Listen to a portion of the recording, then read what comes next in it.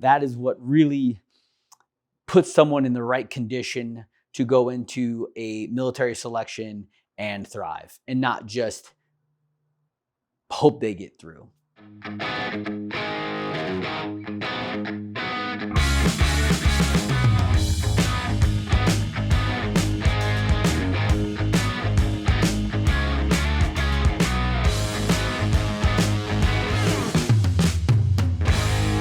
Here we go. All right, cool. So I get a lot of questions how I trained and prepared for my time in the military to go be a SEAL, how I prepped for BUDS, which is basic underwater demolition SEAL training, the first phase of SEAL training. So the first part of it. And so that's why I created my military athlete program. There are so many, not wrong, just less efficient type of programs out there where people are telling you, oh, you only need to concentrate on body weight and running and swimming. And it's like, yeah, that's true. You do need to concentrate on running, body weight workouts and swimming, but you also need to have strong legs, and being stronger, faster, bigger will never hurt you in this type of scenario, because there's so many different times where you have to carry boats, you have to carry logs, you have to carry your buddy. You have to, you're constantly on your legs, and stress fractures is probably one of the biggest things that we see people get rolled for in SEAL training. So that's why I created this program. It's basically how I prepared myself. I used a lot of, strength, but I also did a lot of body weight, but I just did a lot of grunt style workouts where it pushed me not only physically, but mentally. And I think that it was the biggest factor for me. When I went in, I was so very well prepared. I got fortunate as well that I didn't get any injuries. But I think the injuries also sometimes can be prevented if you train the proper way. And so, doing squats, doing power cleans, doing deadlifts, bench, along with push-ups, air squats, lunges, things like that. That is what really puts someone in the right condition to go into a military selection and thrive, and not just hope they get through. And so that's what I see. I see a lot of guys who they have this big goal, this big, place they want to get to, but they don't have the correct plan to get there. And so if someone would have said, hey, here's the plan, it's going to get you to your goal, it's everything that you need to be doing for $30 a month, I would have paid triple that, 5 times that. So, I'm so tired of seeing capable men and women go into have these big aspirations, but not have the correct plan or have a good plan to get there. So that's why I did this. So today what we're going to do is we're going to do a training version of how I prepared myself. We're going to do a little bit of strength. We're going to do a really hard grunt style workout. That's not very like high level skill workout, but maybe a little bit of skill, and then maybe some accessory stuff. But this is how I prepared myself exactly for going to BUDS. So for me in this style of working out, I feel like the conditioning, the grunt style conditioning, where I'm really not only getting myself physically prepared, but mentally prepared, it was the most important aspect of my training. And so this is why I have the biggest emphasis on this. The strength stuff, the accessory pieces is just that, right? It's accessory at the end of the workout. It wasn't my most important, but it still was important, if that makes sense. So yeah. So we're going to hit our first conditioning piece with that's going to get pretty nasty. That's going to push us mentally to force ourselves to be like, hey, you have to keep going even when this sucks, even when you don't want to. I'm going to have to put one foot in front of the other and just keep moving, because in BUDS, that's a lot of times what has to happen, right? You just got to keep putting one foot in front of the other and not get overwhelmed by what's to come and what you still have ahead of yourself.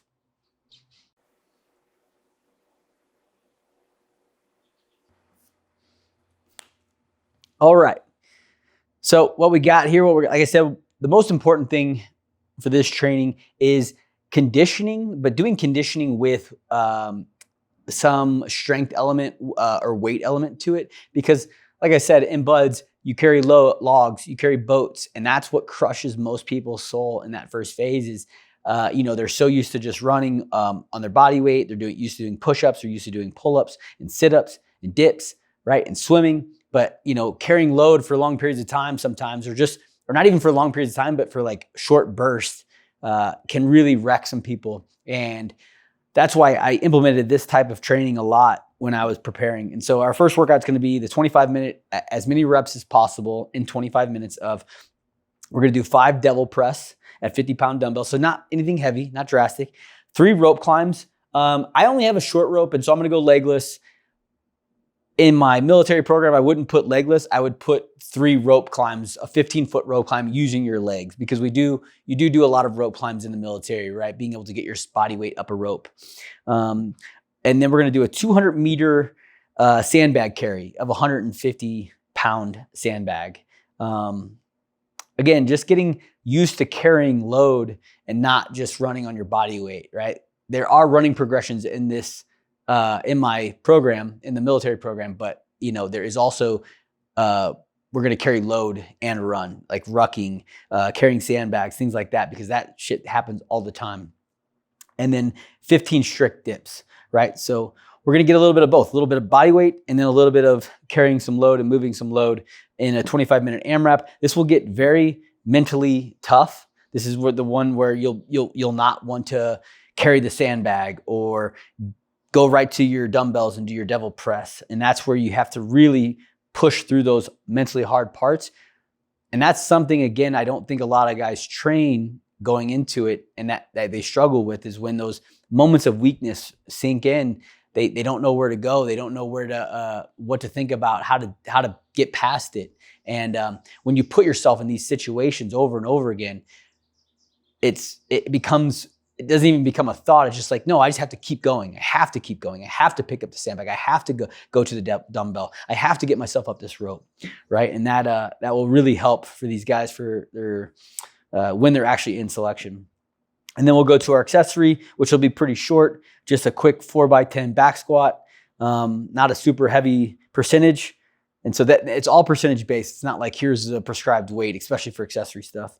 And then we'll do another quick set of diamond push-ups and pull up some body weight stuff at the end, strength. So yeah, this is just an idea of how I trained and prepared and what my military athlete program looks like for anybody out there that is looking to go into a selection of some sort. This is the program that is going to, you don't have to hope your way through it. We're gonna fucking get you through it. So here we go. And that's your Bud's helmet back there, right? Yeah, that's it. 266. It was a good time. Yeah, a lot of good memories from all of it, right? The training was, fun but hard and nervous. Then you get to your platoon and it's just as nerve-wracking. And now it's actually, it's more real. But the training was fun and it was cool. And preparing for it, preparing for the goal is one of the most important things, because when you reach your goals, it's like, okay, cool. I got there. I did what I wanted to do. It's such a short-lived portion of it, where the training of it, I gave myself 1.5 years to prepare. And I felt like it was the right thing. I went in and I felt very confident with where I was at, my abilities, and what I was ready to, be able to do. So, enjoy that shit as hard as it is, daily grind, daily getting out there and being disciplined and waking up early every morning when you have I was working obviously a job too. And so I was getting up early, lunch breaks, going and working out, after work, going and working out. So, giving myself I gave myself the best chance, the best opportunities to get where I wanted to be. And I tried to enjoy the process of it all. So, but once you're done, then you go into the SEAL teams. Then, now it's like, okay, now you have to stay physically fit, mentally prepared for anything that's going to get thrown your way. And you don't get these detailed plans. A lot of times you're still on your own. For a lot of it, they do have a lot more a lot more available now. They have coaches and physical therapists and all these different assets out there now that can help guys that don't have as much information when it comes to actually like training. So, but when I was there, I basically, I still just trained on my own, and yeah, it never stops, right? Like the day you think you're there, the day you think you've made it is the day you need to retire, is what you're always trying to earn, the saying in the team, you're always earning your trident. And so you never want to be without being mentally prepared or physically prepared. The best thing, is I'd rather have it and not need it than need it and not have it, and so always ready. Same for me now still. Like I always want to be, in the best shape I can be in mentally and physically for anything that life throws at me. And that's what this program is really written for.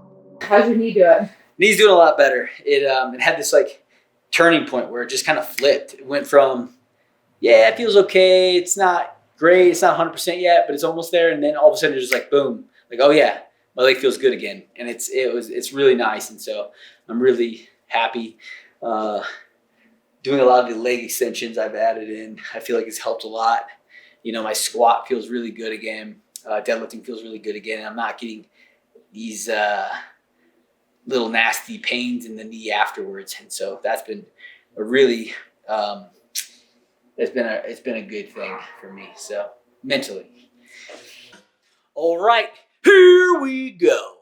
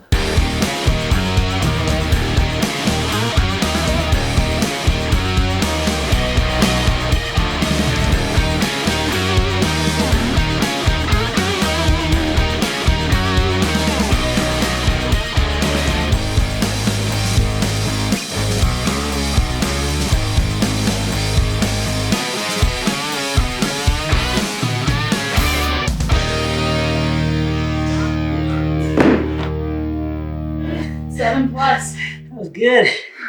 Woo. Yeah. If bag, it felt so much better. That was a lot of fun. The, you know, different movements, hitting different groups. It was good. It was definitely just like, you gotta keep moving. You gotta keep going. You can't stop. There's nothing here that's stopping you. The legless rope climbs, if those were legged, would have even been easier. So, yeah, it was a great workout. Really fun. Kind of definitely keeps you moving. And you can adjust weights, right? So if the 150-pound sandbag, you're just starting, go with 100 or a 50-pound D-ball. You know, it doesn't matter. 20-pound dumbbell, whatever. Carrying some sort of load. Double press, 50 pounds too heavy. Go 40s, go 30s, whatever, it doesn't matter. Rope climbs, you can't do rope climbs yet. I would offset it with, try towel pull-ups. Towel pull-ups are a great rope climb substitute. Basically just take a towel, wrap it around a pull-up bar, and do pull-ups on it. I would do 3 for every rope climb. So we were doing 3 rope climbs, I would do 9 towel pull-ups. I can't do towel pull-ups, do pull-ups. I'd probably do like 12 pull-ups, strict. You know, dips, can't do them your body weight yet. You know, you could always do push-ups or get to the edge of a box and do some, you know, some dips on the box like that, right? A great place to start. A lot of great easy substitutes for that. So yeah, this was really fun, really good push mentally. Finding the right placement for the sandbag. You know, it's weird because I typically do sandbag cleans to my right shoulder, but it felt much better on my left shoulder. So playing with the sandbag and seeing where it feels best, where you could move a little bit quicker, I could actually get a shuffle in when I got it in a good position, which felt good. So, but all of these are great movements for military selections. And just combining them and making them fun, right? Where it's not just slow, boring, monotonous. And the intensity is up. Intensity is what drives results. I'll say it over and over and over again. I don't care about your volume if your intensity is low. I want intensity. That is what drives results every time. And yes, you will have to do volume at some point too, with intensity. So, but moving through everything slow and is just not the right route to go for a selection training. So, and that was really fun. Now we'll move into our accessory pieces.